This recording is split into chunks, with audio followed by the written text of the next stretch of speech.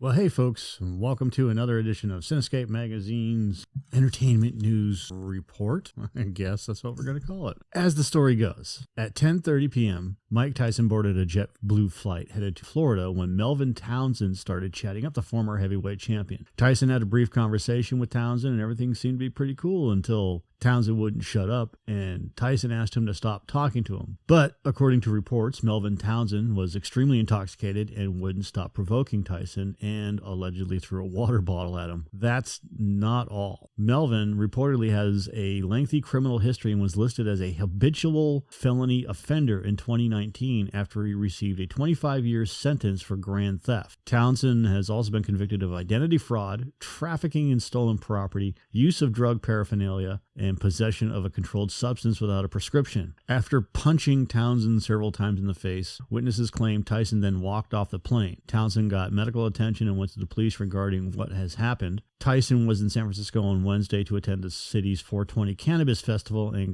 Golden Gate Park and was supposed to speak at the event that day that this incident took place, but apparently his speech was pushed back. While San Francisco police declined to immediately name the individuals involved in the incident, it said two subjects were apprehended at the airport and later released, per ESPN. One of the subjects received treatment for non-life-threatening injuries at the scene, but gave minimal details and refused to cooperate further with the police investigation. So that was Townsend. Townsend refused to cooperate further with a police investigation. Why would you do that? Why would you provoke somebody that literally in the past has said, I take Zoloft so I don't kill all you motherfuckers? He said that. He said that he said, I'm on the Zoloft to keep from killing y'all. So why would you provoke somebody that takes Zoloft? Why would you provoke Mike Tyson? That's ridiculous. Anyway, from what I understand and what was reported, apparently Townsend has retained a lawyer and is going after Tyson for this incident. So good luck with that. In other news, Sony has announced a release date schedule for its new 3-tier PlayStation Plus subscription service. Because, again, you have to add plus to everything when you have a subscription service or a streaming service. The rollout will begin in Asian markets, which does not include Japan, on May 23rd, followed by a Japanese launch on June 1st, and then it will hit the Americas on June 13th, followed by European launch on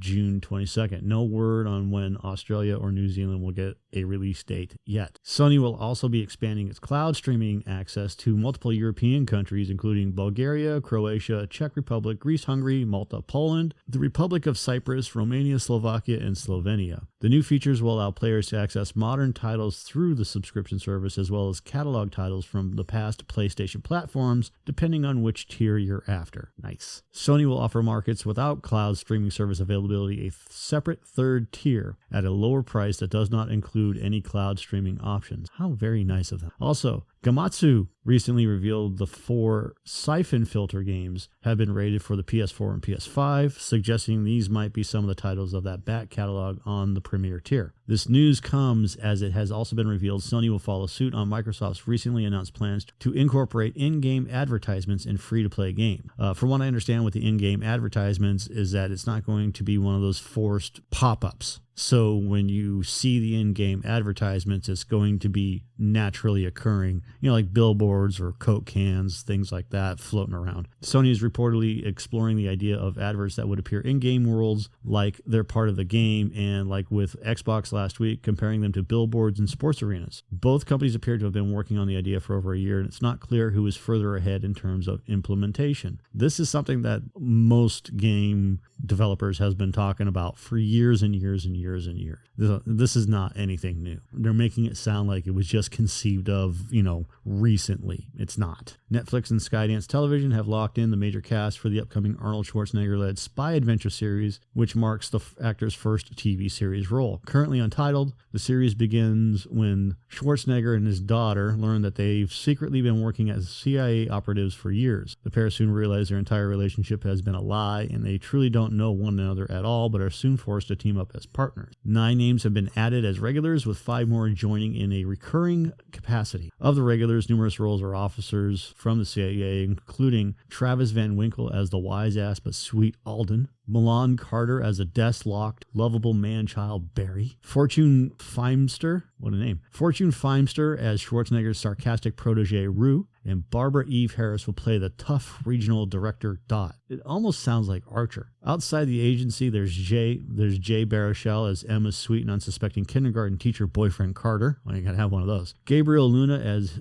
charismatic arms trader Boro. Aparna Brielle as the slightly intimidated NSA analyst Tina on loan to the CIA. Fabiana Udenio as Luke's or Schwarzenegger's ex-wife Tally, and Andy Buckley as Tally's thoughtful current boyfriend. On the recurring front, Devin Bostick will play Luke and Tally's aspiring app developer adult son Oscar. Just keeps getting better and better and better. Every sentence that I read just makes it sound like it's just going to be garbage. With Stephanie Sides' supportive wife Sandy, and Rachel Lynch as his 6-year-old daughter Romy. David Chinchilla, great made-up name, will play Boro's intimidating First Lieutenant Kane Khan. And Scott Thompson as CIA psychologist and therapist Dr. Louis Pfeffer. Alex Kurtzman has decided to talk about his version of the Mummy reboot, which basically was a failure. So it's been 5 years since the movie came out, and the film was a flop with critics, audiences, and at the box office. I've seen the movie. It's not that good. The film was a flop with critics, audiences, and at the box office in one move, torpedoing Universal's ambitious plans for its larger dark universe. It was a bad idea to begin with anyways. What they should have done was they should have started off with, well, they tried to do it with I, Frankenstein, and then they tried to do it with the Dracula movie. They're forcing all these bad ideas. They need to go back and look at the original movies. They need to go back and look at what makes the 80s movies so popular. I bring it up all the time. The issue is that they would rather just jump right into action, or instead of build a character. They're not building any characters. Anyways, the film was a flop. It completely screwed Universal's ambitious plans for its larger dark universe initiative, as audiences that summer opted to stick with Patty Jenkins' well-received Wonder Woman. Over the years, reports have put the blame on the failure of The Mummy on both star producer Tom Cruise, who was involved in every aspect of the film's production, to Kurtzman himself.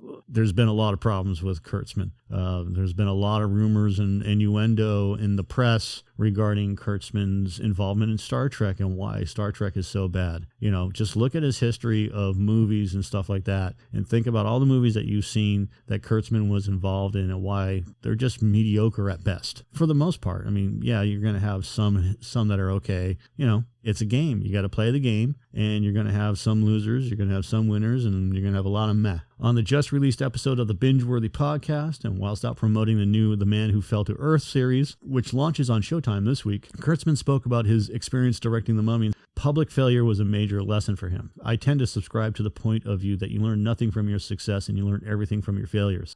And that was probably the biggest failure of my life, personally and professionally. There are about 1 million things I regret about it, but it also gave me so many gifts that are inexpressibly beautiful. I didn't become a director until I made that movie, and it wasn't because it was well directed. It wasn't because it wasn't. And I would not have understood many of the things that I understand now, what it means to be a director, had I not gone through that experience. And as brutal as it was in many ways, and with as many cooks in the kitchen as there were, I am very grateful for the opportunity to make those mistakes, because it rebuilt me into a tougher person, and it also rebuilt me into a clearer filmmaker. Potato. If you look at history and you look at people who've made amazing things, every single one of them will tell you the same, which is that it came after a failure. Of course it did. In recent years, Kurtzman has been sticking to where he's been most successful producing television. Prior to The Mummy, his resume includes Alias, Fringe, Sleepy Hollow, Scorpion, Limitless, and Hawaii Five-0. He's also the godfather of modern Star Trek.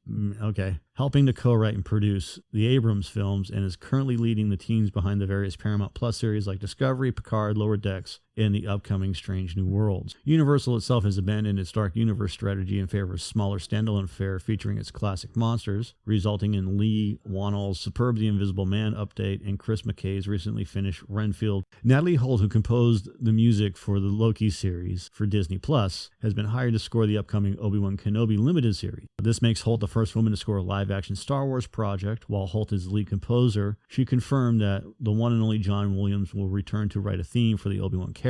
As she says, Obi-Wan is a legacy character that John hadn't written a theme for because he died quite early on in A New Hope. So he spoke to Kathleen Kennedy and said, I just want to write the theme. So who can deny him that? And he did. He wrote the theme, and it embodies the spirit of the show entirely. So the Doctor Strange sequel, Doctor Strange in the Multiverse of Madness has been banned in Saudi Arabia and several other Arab countries due to the inclusion of a gay character. So the Sam Raimi directed sequel, which stars Benedict Cumberbatch as Doctor Strange, also features actress, I am going to murder this, Xochitl Gomez as a new hero, America Chavez, who is reportedly gay in the film, which is how the character is portrayed in the comic. Disney did not approve changes requested by the distributor. A permit to release the film in the kingdom hasn't been issued. Films in the region are routinely cut to comply with censorship rules over sex scenes and homosexuality and religious issues. The region previously banned Marvel's Eternals and Steven Spielberg's West Side Story, which both refused to make changes. The one area in the Middle East where the film will be released, the United Arab Emirates, which has recently become less restrictive. A new featurette for the film is out, showcasing new footage. You can check it out below. Amazon has released the trailer for Night Sky, which looks really cool. Another supernatural Western hybrid drama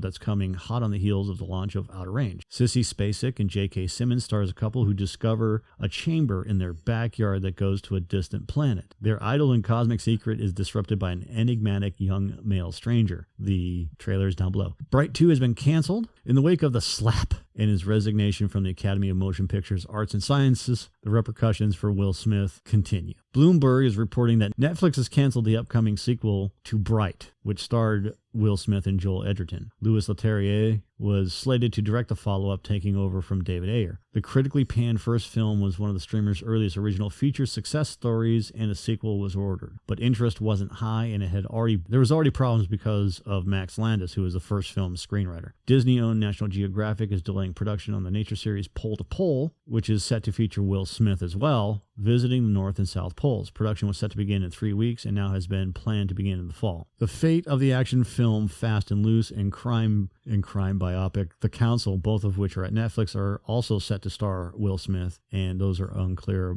what's going on with them presently. All right. Martin Scorsese has launched a Film Foundation Restoration Screening Room, a free virtual screening room that plans to host films restored with the help of the foundation for free. Feature presentations will debut on the second Monday of each month, with screenings starting at a set time and available for a 24-hour window. The screening will feature introductions, interviews with conservationists, behind-the-scenes looks at the restoration process, and appearances from A-list fans. First in the series will be the 1945 romance feature I Know Where I'm Going, and will be introduced by Scorsese and include interviews with fans of the film Thelma Schoonmaker Powell, Joanna Hogg, Tilda Swinton, and Kevin McDonald. Other films on the list include Federico Fellini's La Strada, G. Aravindan's Kumadi, a film noir double feature of Edgar G. Ulmer's Detour and Arthur Ripley's The Chase, and John Huston's Moulin Rouge. Jeff Bridges' Old Man sets June launch. So FX has announced a June 16th premiere date for its Jeff Bridges-led new series The Old Man, with the first of 2 of its 7-episode run to launch on that date, followed by weekly airing. Episodes will be available to stream on Hulu the next day, along with the Star Plus service internationally at a later date. Old Man is based on the best-selling novel by Thomas Perry. Bridges plays an ex-CIA operative, Dan Chase, who abandoned his job and has lived off the grid for decades. He soon gets flushed out of hiding when an assassin tracks him down and tries to kill him, and soon more enemies follow, including the FBI's Assistant Director for Counterintelligence, played by John Lithgow, the man's protege, Aaliyah Shawkat, and Special Agent E.J. Bonilla, who has a shared and complicated history with Chase and the lethal contractor, Kubenga Akinagabi. John Watts, who has directed the recent Spider-Man trilogy, is going to direct the first 2 episodes. Less than 1 month after it launched, CNN Plus will wind down operations. Now, I've already mentioned this in previous shows where they were suspending it. Warner Brothers Discovery is planning to retool its streaming strategy. CNN Plus was launched on March 29th, and the service is set to shut down on April 30th. My God. Subscribers will receive prorated funds for their fees. Why don't you just give them their money back? It's only been there for a month. Employees were informed of the decision Thursday by incoming CNN CEO Chris Licht. Warner Media reportedly spent $300 million on the launch of the service, which was heavily criticized for being too little, too late. Then, of course, came the newly formed Warner Brothers Discovery with mostly new executives in charge, and everything is up for review. As we become Warner Brothers Discovery, CNN will be strongest as part of Warner Brothers Discovery, or WBD's streaming strategy, which envisions news as an important part of a compelling, broader offering, along with sports, entertainment, and nonfiction content. We have therefore made the decision to cease operations of CNN Plus and focus our investment on CNN's core news gathering operations and in further building CNN Digital. This is not a decision about quality. We appreciate all of the work, ambition, and creativity that went into building CNN Plus, an organization with terrific talent and compelling programming. But our customers and CNN will be best served with a simpler streaming choice. Well, basically what that means is we made a huge mistake getting this off the ground because CNN is part of Warner Brothers, and instead of incorporating it into HBO Max, they decided to build it as a separate platform. Despite the shutdown, it's expected CNN programming will become an important piece of Warner Brothers Discovery's overall streaming lineup. Some shows are expected to find their way to HBO Max, which is becoming the centerpiece of the company's streaming efforts for the near future, at least until a combined Warner Brothers Discovery service is launched. And the problem with that is that now there's going to be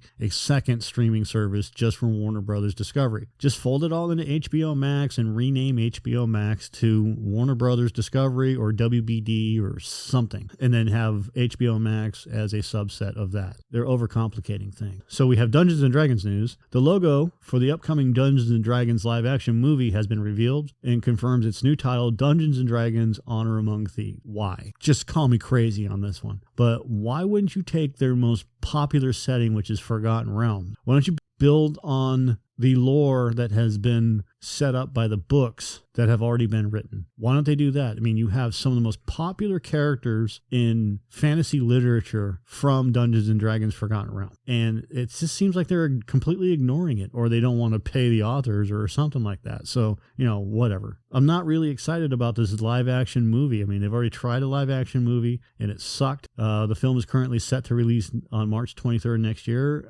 I hope that they've really done their research on this. I hope that this movie is just as good as any of the Marvel stuff out there, if you like the Marvel stuff. But we all know the truth. We all know it's just being thrown out there to capitalize on the Dungeons & Dragons name.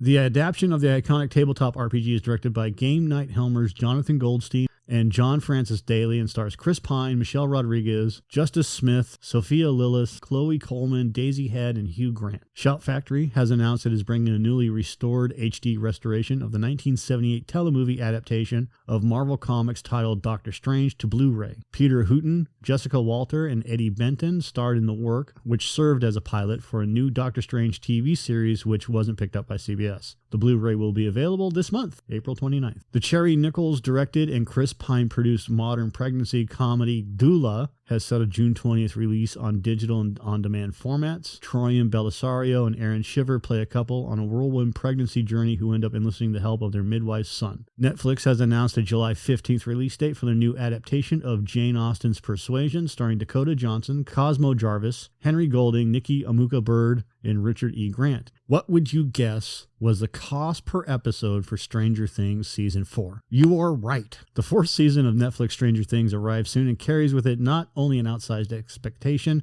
but an outsized budget as well. According to the Wall Street Journal, the new run of the popular Supernatural series boasts an extraordinary budget of $30 million per episode. To give you a comparison, every episode of the final season of Game of Thrones clocked in at $15 million, the same with the first season of The Mandalorian. The most expensive shows to date have been the Disney Plus MCU series WandaVision, Loki, and Falcon and the Winter Soldier, which clocked in at about $25 million per episode.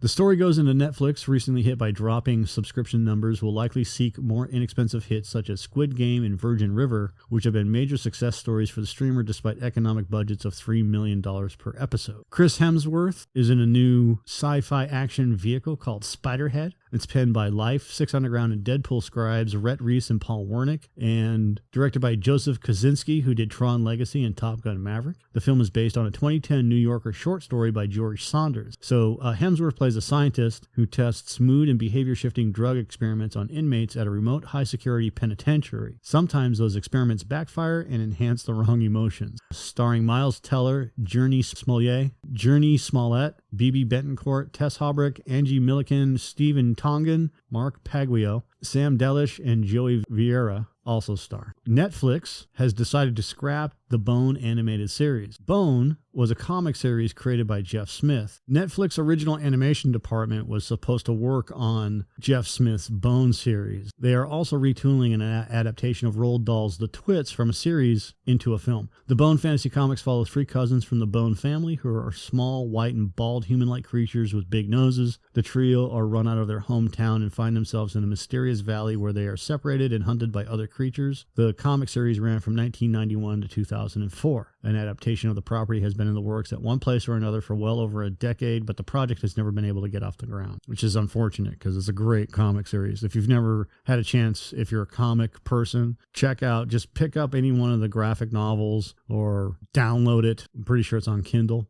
So Apple TV has announced Hijack, a new limited series thriller that's in the works to star Idris Elba. The 7-episode series unfolds in real time and chronicles a long, intense hijacking of a 7-hour plane flight on its way to London. Elba plays Sam Nelson, a negotiator who will need to step up in order to save the lives of all the passengers as the ground team scrambles to find out information on the hijackers. Lupin creator and Criminal UK writer George Kay penned the series with Jim Field Smith. This is a project that's under Elba's first look deal with Apple. Elba remains attached to star in the Knuckles spin-off series that originates from the Sonic the Hedgehog movies. He's also reprising his Luther role for an upcoming film. Netflix has premiered the full trailer for the limited series Clark, starring Bill Skarsgård as Clark Olofsson, the man who inspired what is dubbed as Stockholm Syndrome. Jonas Acklund directs a Swedish-language drama series launching May 5th. I actually have the trailer down below. In 1973, Olofsson's prison friend Jan Olsson robbed a bank and took 4 hostages, then demanded Olofsson be released to come and help him. The police released Olofsson, who not only helped Olsson, but began developing friendships with the hostages. Ultimately, the hostages ended up pleading for lighter sentencing for their captors. Olofsson became a media darling and counterculture figure who led a tumultuous but exciting life of crime before changing names and settling down finally in Belgium. Next up, HBO Max has released the official trailer for The Staircase, the narrative adaptation of the 2004 French docuseries of the same name, which The Devil All the Time filmmaker Antonio Campos is spearheading. Colin Firth stars as Michael Peterson, who was eventually convicted of murdering his wife Kathleen, played by Toni Collette. The series unfolds in 3 separate timelines: the day before her death, the days after, and the present after Michael's release from prison. The first 3 episodes will be available from May 5th.